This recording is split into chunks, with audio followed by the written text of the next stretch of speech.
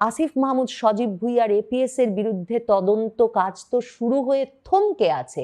আসিফ মাহমুদ সজীব ভুঁইয়ার বিরুদ্ধে শুরু হতেই বা কয়দিন। এই অবস্থায় আসিফ মাহমুদ সজীব ভুঁইয়াকে ভয় দেখালো কে, আর কার নির্দেশে তাকে নির্বাচন থেকে সরে দাঁড়াতে হলো, আর মাহফুজ আলমকে নির্বাচন করার সুযোগ না পেয়ে এখন আবোল তাবোল বকতে হচ্ছে।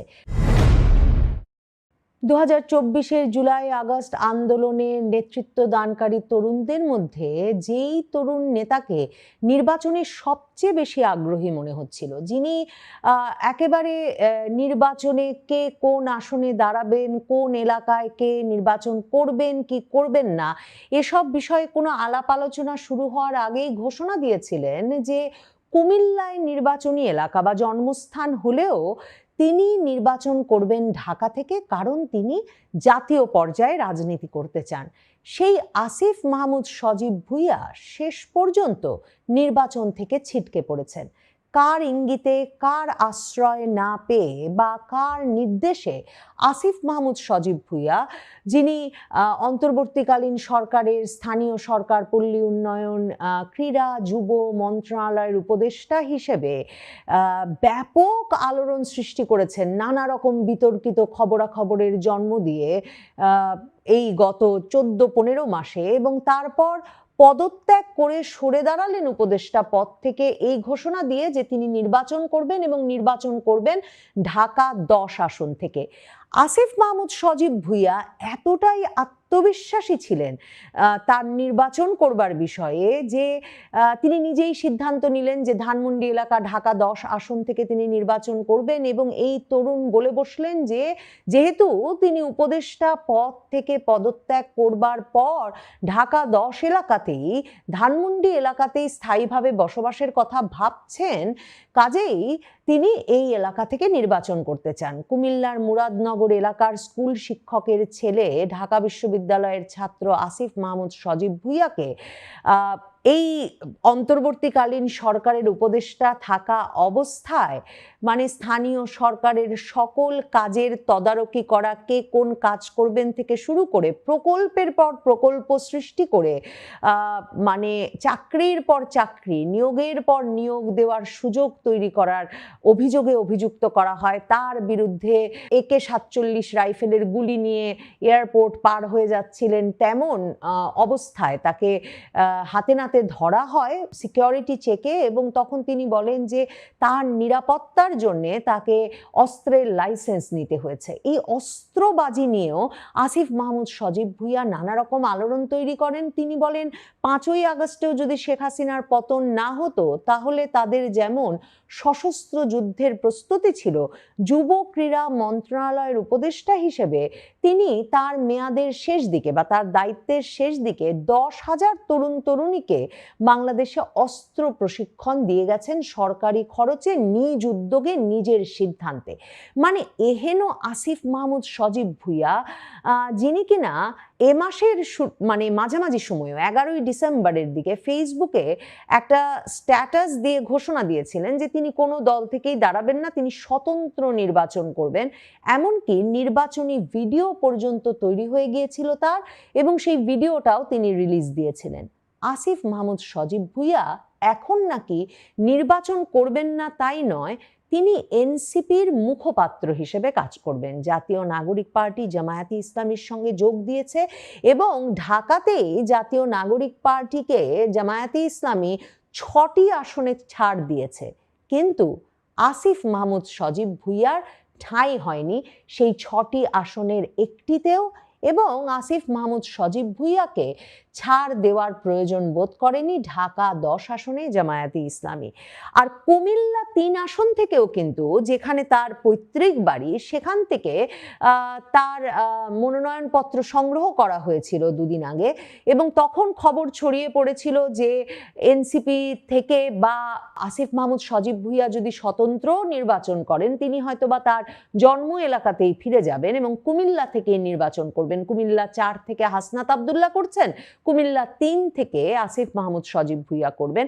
এবং তার পরপরই আসিফ মাহমুদ সজীব ভুঁইয়া বলেন যে ওটা তিনি সংগ্রহ করেন নাই, স্থানীয় লোকজন সংগ্রহ করেছেন, তিনি ঢাকা 10 আসন থেকেই নির্বাচন করবেন। তার মানে স্পষ্টতই জামায়াতে ইসলামীর এই দুজনকে নিয়েই আপত্তি আছে। মাহফুজ আলমকে নিয়ে আপত্তি থাকা খুব স্বাভাবিক, কারণ মাহফুজ আলম 2024-এর আগস্টের পরে যখন ডক্টর মোহাম্মদ ইউনূস তাকে যুক্তরাষ্ট্রে নিয়ে মাস্টার মাইন্ড হিসেবে পরিচয় করিয়ে দিলেন, তারপর থেকেই তিনি মূলত ফেসবুকে যেসব বিষয়ে আলোচনা তুলে বিতর্ক তৈরি করেছেন এবং ফেসবুক স্ট্যাটাস দেওয়ার কিছুক্ষণের মধ্যেই তাকে সেই সব স্ট্যাটাস মুছে ফেলতে হয়েছে। তার একটা বড় সংখ্যক স্ট্যাটাস তিনি লিখেছেন জামায়াতে ইসলামীর বিরুদ্ধে। তিনি বারবার মওদুদিবাদের রাজনীতিতে যাতে মিশে না যায় জাতীয় নাগরিক পার্টি, সে বিষয়ে সচেতন করেছেন। তিনি বারবার সচেতন করেছেন জাতীয় নাগরিক পার্টি শেষ পর্যন্ত যাতে জামায়াতের প্রক্সি অর্গানাইজেশনে পরিণত না হয়, মানে যেটা এখন নিশ্চিত হলো।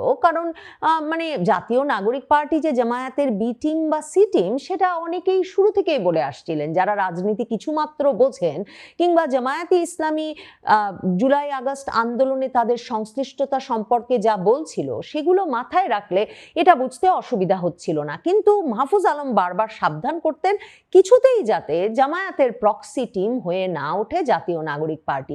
নাহিদ ইসলাম জাতীয় নাগরিক পার্টির প্রধান নেতা, যিনি কিনা উপদেষ্টা পদ ছেড়ে এসে জাতীয় নাগরিক পার্টি গঠন করলেন, তিনিও কিন্তু জামায়াতের বিরুদ্ধে কড়া কড়া স্ট্যাটাস দিয়েছিলেন। কিন্তু এখন তারা বলছেন যে শুধুমাত্র যে নির্বাচনী বৈতরণী পার হতেই তারা জামায়াতে ইসলামীর সঙ্গে গেছেন তাই নয়, তারা জামায়াতে ইসলামীর সঙ্গে গেছেন কারণ বিচার সংস্কারে এতটা প্রতিশ্রুতিবদ্ধ তাদের কাছে আর কোনো রাজনৈতিক দলকে মনে হয় নাই। আসলে প্রাণ ভয়ে ওষ্ঠাগত অবস্থা। আসিফ মাহমুদ সজীব ভুঁইয়া, মাহফুজ আলম সহ জাতীয় নাগরিক পার্টির সকল নেতৃবৃন্দের, এই তরুণ নেতৃবৃন্দের, বিশেষ করে হাদির হত্যার ঘটনার পর থেকে তারা নিশ্চিতভাবে এক রকমের ব্যাপক নিরাপত্তা সংকটে ভুগছেন এবং তারা মনে করছেন যে বড় দল ছাড়া আসলে ঢাকা বা ঢাকার বাইরে কোনো নির্বাচনী আসনেই বড় দলের সমর্থন ছাড়া তাদের পক্ষে গিয়ে দাঁড়ানো সম্ভব নয়।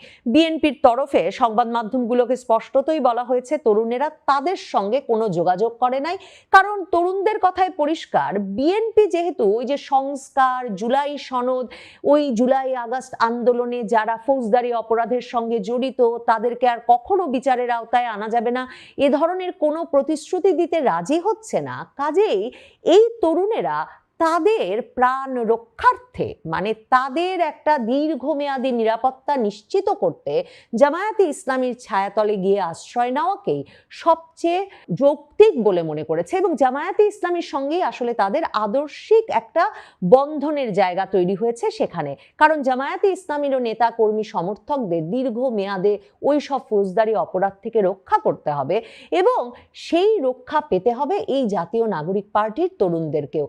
আসিফ মাহমুদ সজীব ভুঁইয়ার মাহফুজ আলম কত বিপদে পড়েছেন যে যেই আসিফ মাহমুদ ধানমন্ডি ঢাকা 10 আসনের ভোটার হয়ে সংবাদ মাধ্যমের সামনে ঘোষণা দিয়ে ফেললেন যে তিনি উপদেষ্টা পদ ছেড়ে এই ধানমন্ডিতেই থাকবেন, তারা কিন্তু তাদের সরকারি বাড়ি ছাড়ার সাহস পাচ্ছিলেন না। কারণ সরকারি বাড়ি ছেড়ে এ ধরনের মানে নিরাপত্তার ব্যবস্থা আর কোথায় তারা পাবেন, কিভাবে তারা আবার সাধারণের জীবনে ফিরে যাবেন, এই ব্যবস্থাটা তারা কিছুতেই করে উঠতে পারছিলেন না।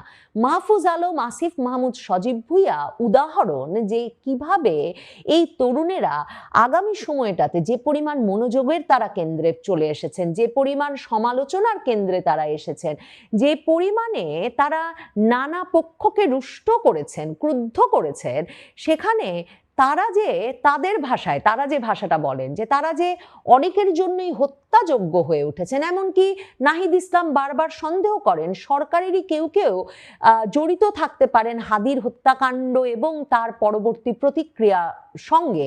নাহিদ ইসলামরা সন্দেহ করেন এখনো যে কারা ঘটালো হাদি হত্যাকাণ্ড, এই বিষয়টা যে এখন পর্যন্ত জানা গেল না, তার মানে এমন ক্ষমতার কেন্দ্রে বসে থাকা ব্যক্তিবর্গ এ ঘটনা ঘটিয়ে আসলে এই তরুণ নেতাদের হয়তো ভড়কে দিতে চেয়েছেন। মানে এই তরুণ নেতাদেরকে আর বাড়তে দেওয়া হবে না, সে সিদ্ধান্ত একরকম হয়ে গেছে আসিফ মাহমুদ সজীব ভুঁইয়ার নির্বাচনে অংশ নিতে না পারার ঘটনা থেকে তার বোধহয় একটা নমুনা টের পাওয়া যাচ্ছে। মাহফুজ আলম অবশ্য বলছেন, তিনি তো আগেও বলেছিলেন তার নির্বাচন করার কোনো ঠিক নেই। লক্ষ্মীপুর 1 আসন থেকে তিনি নির্বাচন করবেন বলে তার ভাই আগে ঘোষণা দিলেও তখন তো এমন কথাও ছিল যে পারিবারিকভাবে বিএনপি রাজনীতির সঙ্গে সম্পৃক্ত মাহফুজ আলম হয়তো বিএনপির টিকিট পাবেন লক্ষ্মীপুর থেকে, কিন্তু বিএনপি এদের দিকে ফিরেও তাকায়নি। আর মাহফুজ আলমের ভাই এখন সে আসন থেকে নির্বাচন করছেন জামাত এনসিপির সমঝোতায়, সেটাই আপাতত তাদের প্রত্যাশা। মাহফুজ আলম একদিকে যেমন জামাত এনসিপির সমঝোতার খবরের পরপরই একেবারে ফেসবুক স্ট্যাটাস দিয়ে বলেছেন এই এনসিপির সাথে তিনি থাকছেন না, যদিও তাকে ঢাকার একটা আসনে নির্বাচনে প্রতিদ্বন্দ্বিতা করবার নাকি প্রস্তাব দেওয়া হয়েছিল। মাহফুজ আলম অন্তত ফেসবুকে সে কথা বলছেন, কিন্তু তিনি মনে করেছেন তার দীর্ঘমেয়াদী রাজনৈতিক আদর্শ রক্ষা করা, মানে জামাত বিরোধিতার রাজনীতি হয়তো রক্ষা করাই তার জন্য জরুরি হবে এই নির্বাচনে প্রতিদ্বন্দ্বিতা করবার চাইতে। মানে ভাবুন তো, ভাই করছেন ঠিকই লক্ষ্মীপুরে তাদের পৈতৃক এলাকা থেকে নির্বাচন সেই জামাত এনসিপির হয়ে, এবং এনসিপির নেতা হিসেবে মাহফুজ আলমের ভাই হিসেবে ওই ভাই যে নানা জায়গা দাপড়ে নানা সুবিধা গত কমাসেও আদায় করে নিয়েছেন সে খবরও বিভিন্ন সময় বেরিয়েছে, কিন্তু তিনি জামাত বিরোধী, কাজেই তিনি ঢাকা থেকে সে কারণে নির্বাচন করতে রাজি হন নাই। কিন্তু সোমবার দিন এসে মাহফুজ আলম সংবাদ মাধ্যমকে বলছেন যে একদিকে তিনি তো বলেই ছিলেন যে তিনি নির্বাচন করতে চান না, আর অন্যদিকে তিনি ঘোষণা দিয়েছেন এবার নতুন করে